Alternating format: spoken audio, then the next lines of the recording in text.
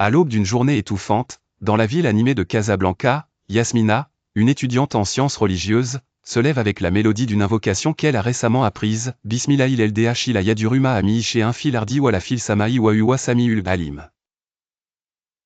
Elle est fascinée par les promesses de protection et de sérénité que ce simple souffle de mots semble véhiculer. Alors que Yasmina se prépare à quitter son appartement, elle pense à la signification profonde de cette phrase, au nom de celui dont rien ne peut nuire à son nom, ni sur terre ni dans le ciel, et il Elodie, le savant.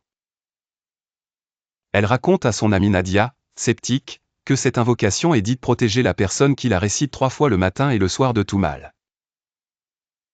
Nadia, quant à elle, préfère s'appuyer sur la raison et la science.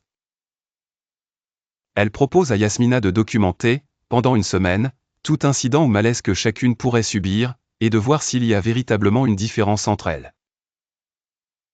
Yasmina accepte le défi, convaincue de la puissance juste et subtile de la prière. Les premiers jours défilent.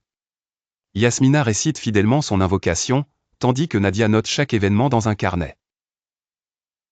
Yasmina se retrouve, par un étrange hasard, à éviter un accident de tramway, puis découvre qu'elle a échappé à une intoxication alimentaire grâce à un simple geste préventif.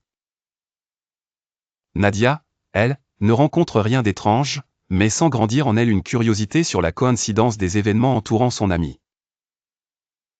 Au 4e jour, un orage éclate sur la ville. Yasmina rentre précipitamment chez elle, abritée par un inconnu gentil. Plus tard, elle découvre chez elle, étanche et intact, un livre précieux que Nadia avait oublié dans son sac trempé.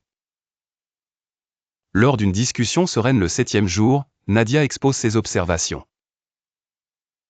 Les faits sont là, bien que rationnels, elle admet que certaines rencontres et hasards ayant protégé Yasmina étaient troublants. Yasmina souligne cependant que la véritable puissance de l'invocation n'est pas tant d'empêcher le mal que d'inviter la paix intérieure et la vigilance morale.